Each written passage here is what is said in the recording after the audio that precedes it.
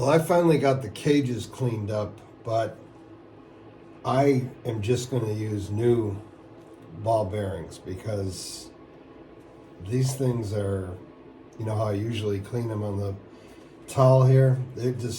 I would love to know what kind of grease was used in these things because it is almost impossible to get off.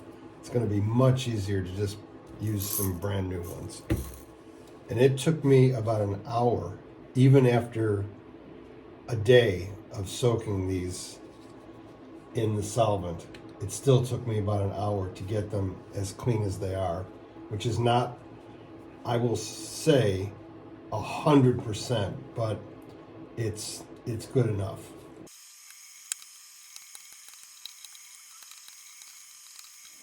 Well, now that we've made that executive decision, it's time to put the front wheel all back together, and we also need to clean up the chain. That's what's happening on this episode of Featherstone Bicycles.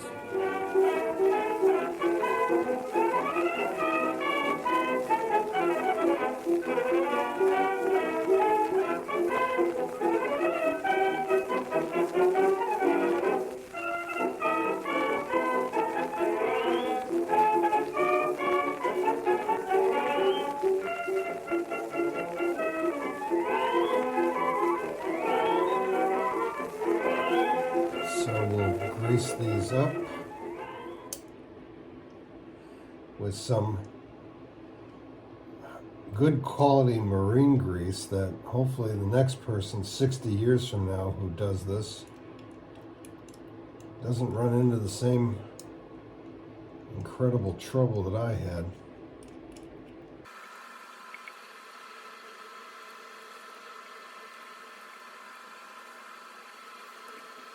The other thing that I discovered in this little project was that, and this always sort of mystifies me, that people put grease on the inside of that.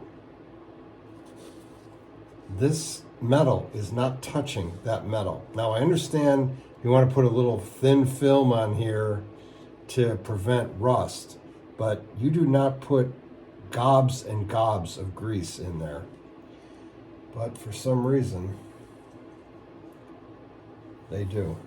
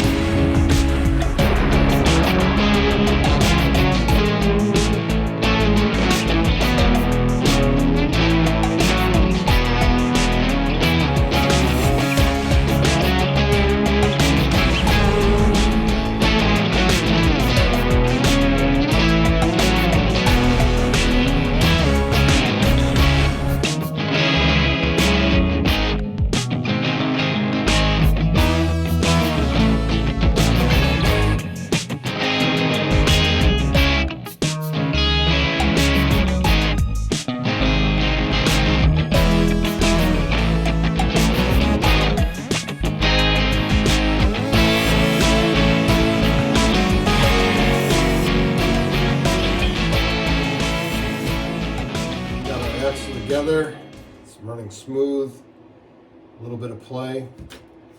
We've got our new old stock nipples and spokes. So now we're gonna put it all back together.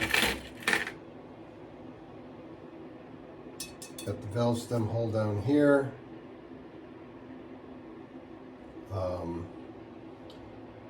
pick a hole here. 1, 2, 3, 4. And that's an under. And it goes 2 to the right of the valve stem hole. Oops.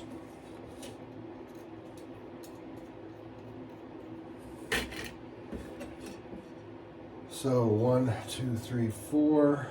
That's our center. 1, 2, 3. This is an over.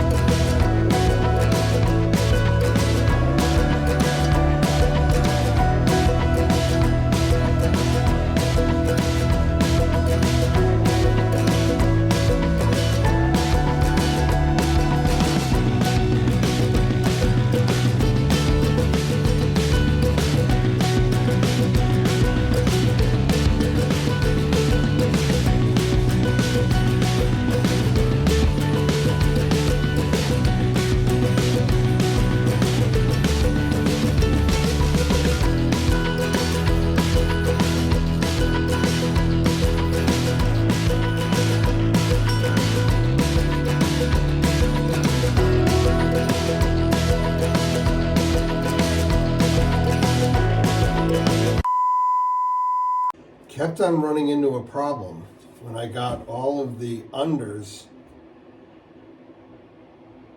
onto the wheel and kept on being cockeyed. I looked at it, seemed right the way I had the spacing, and I even took it all apart and started over, and I still end up with this cockeyed thing. I got the other wheel that I have to make sure that I was doing it right. And then it hit me. I was trying to use the spokes for the back wheel also on the front wheel. Obviously, 2 different size spokes. So I took a spoke off the other front wheel that I have, put it on my ruler, not 7 5/8 like the back, 7 7/8. So I do have some Berg. I think these might also be, it was the same kind of U as the Union, so maybe they're the same, made by the same company.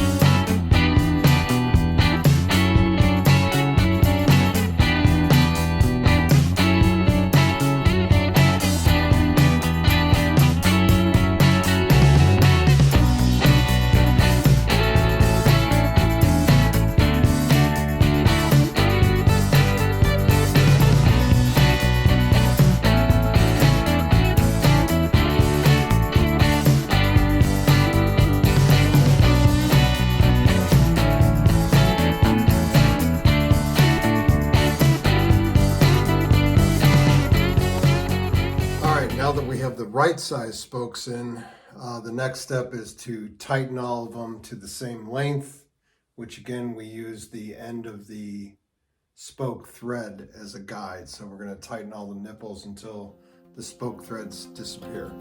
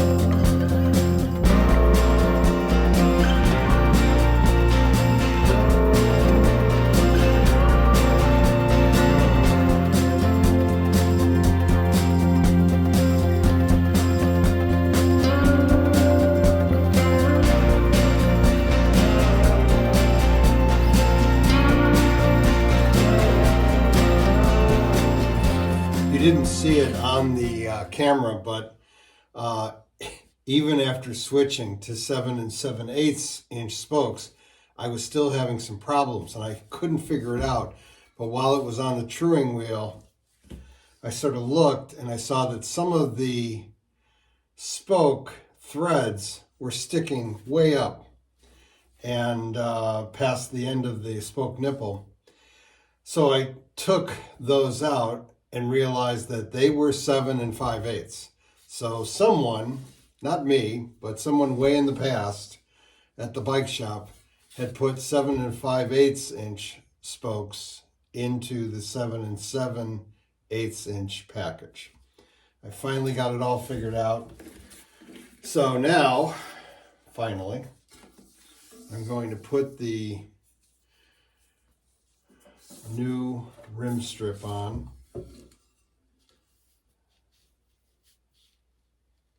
Let's see where that goes, about there.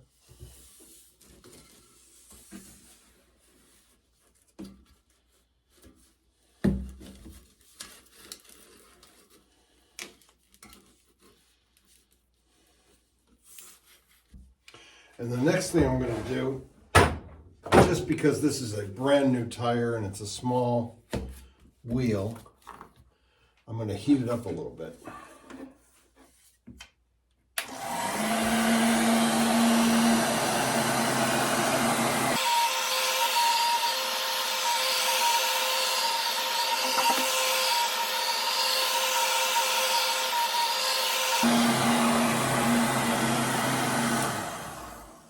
I also had someone in the comments suggest when I was trying to put that back wheel on, or in a previous season, can't remember which, to use some baby powder, that helps.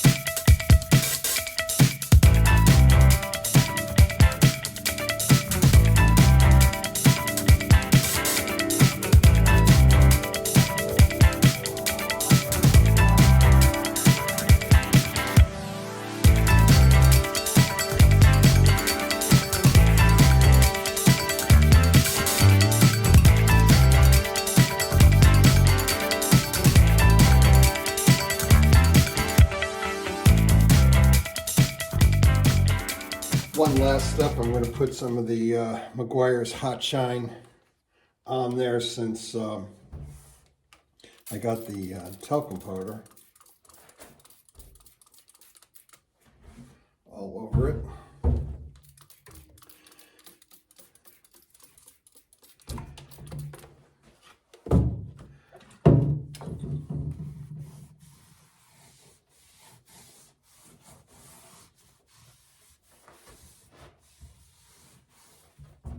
The other thing we're going to do today is clean up the chain. So I've got my chain cleaner here.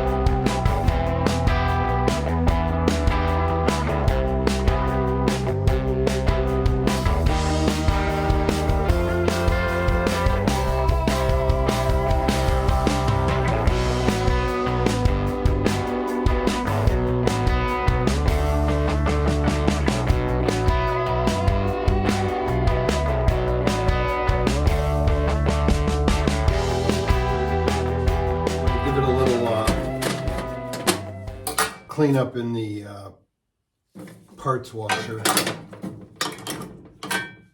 just because the ends of it are, you can't get the ends through the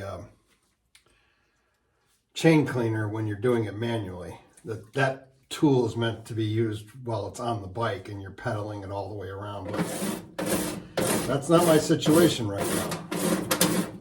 I'm actually going to let the chain soak in the solvent for a day or two, just because upon closer inspection it was really still very greasy. And these are all the parts that we have left. These are for the head tube. I'm going to let them soak in the solvent. This is the gooseneck. It's pretty rusty under here, so I'm going to let that soak in some Evapo Rust, and we'll be ready for the next to last episode.